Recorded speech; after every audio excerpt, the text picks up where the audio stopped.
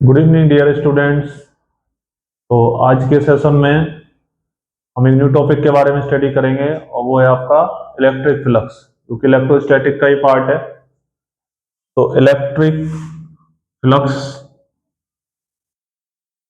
Electric flux का means क्या होता है?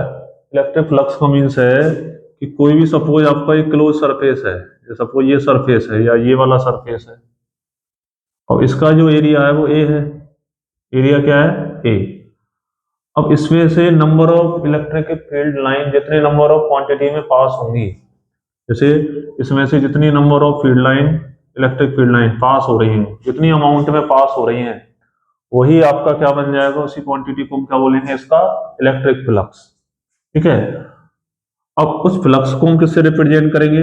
उस फ्लक्स को हम रिप्रेजेंट करेंगे फाई ई से। किसे करेंगे? फाई से। तो इलेक्ट्रिक फ्लक्स को फाई का मतलब फ्लक्स और ई का मतलब हो गया इलेक्ट्रिक। अब इसका जो फॉर्मूला होता है वो होता है कि ई vector dot d A vector, यानी कि इलेक्ट्रिक फील्ड इंटेंसिटी और आपका जो एरिया वेक्टर होता है, ठीक है ना, उन दोनों का अगर आप स्केलर प्रोडक्ट करते हो तो स्केलर प्रोडक्ट के बाद जो भी यहाँ पे रिजल्ट मिलेगा वो आपका फ्लक्स का वैल्यू रिप्रेजेंट करेगा। ठीक है। अब इसका हमें टोटल सरफेस का अगर फ्लक्स निकालना है तो इसका क्या करना पड़ेगा? इंटीग्रेशन। तो यहां जैसे हमने लिखा d phi equal to E vector dot d A vector, ये लिखा ना। तो डी फाई का इंटीग्रेशन क्या हो गया? फाई होल सरफेस के लिए अगर हमें फ्लक्स निकालना है तो। और इसको आप रिप्रेजेंट कर सकते हो, वेक्टर का साइन रिमूव करेंगे तो ये हो जाएगा ई डी ए कॉस थीटा। क्या बन जाएगा ये? ई डी ए कॉस थीटा, यानी कि स्केलर प्रोडक्ट हो गया, क्योंकि ये आपका वेक्टर क्वांटिटी होता है इलेक्ट्रिक फील्ड इंटेंसिटी, और एरिया भी क्या होता है? वेक्टर एरिया, वेक्टर क्वांटिटी है। अब इन दोनों का जब हम स्केलर प्रोडक्ट करेंगे तो यहाँ पे कॉस आता है, डॉट को रिमूव करेंगे तो क्या आ जाएगा? कॉस। तो जो आपकी रिजल्टेंट जो क्वांटिटी आएगी फ्लक्स बनेगी, और फ्लक्स कौन सी क्वांटिटी होती है? स्केलर क्वांटिटी होती है। कौन सी क्वांटिटी होती है? स्केलर। ध्यान रखने वाली बात है। ठीक है। तो integration of electric field intensity या surface integration of electric field intensity is known as electric flux. ये आप इसको यहां से डिफाइन कर सकते हो। अगर इससे आप इसका यूनिट निकालें, d phi E equal to E vector dot d A vector, तो इसका यूनिट कैसे कैलकुलेट करेंगे? इलेक्ट्रिक फील्ड इंटेंसिटी का यूनिट क्या होता है? हमने फॉर्मूला पढ़ा है, E is equal to F upon q naught, ये है ना। तो इससे क्या यूनिट बनेगा? Newton upon coulomb. तो ई का तो ये बन गया newton upon coulomb into area का क्या हो गया? Metre square.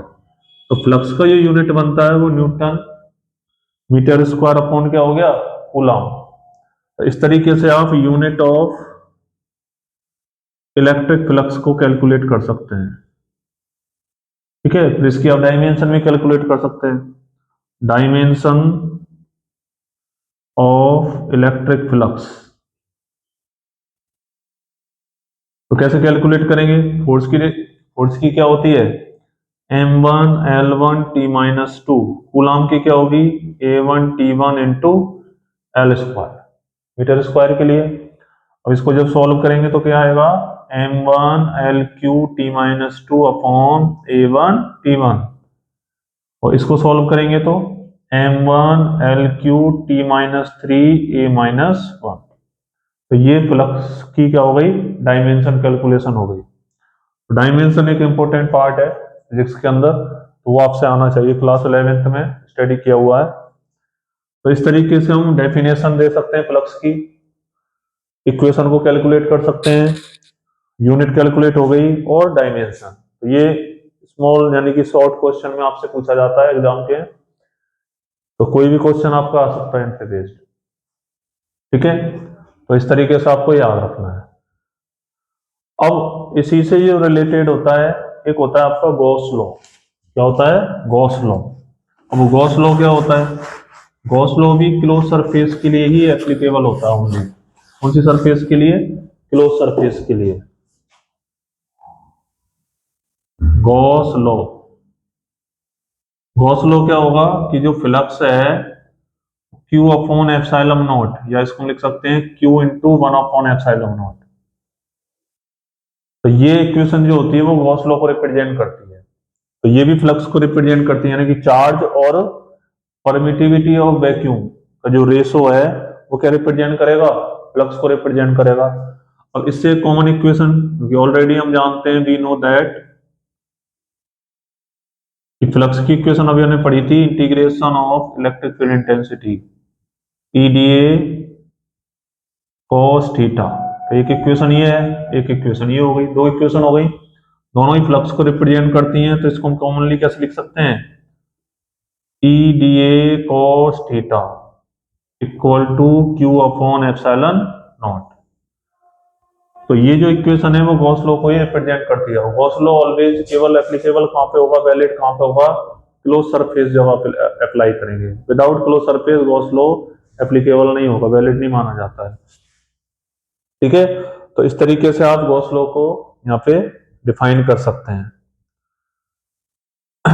तो आज की क्लास में आप ये फॉर्मूले याद रखें, और इनसे रिलेटेड जो भी आगे का टॉपिक है, जो इनके डेरिवेशंस है, वो नेक्स्ट क्लास में फिर आपके सामने मैं रिप्रेजेंट करूंगा। Thank you.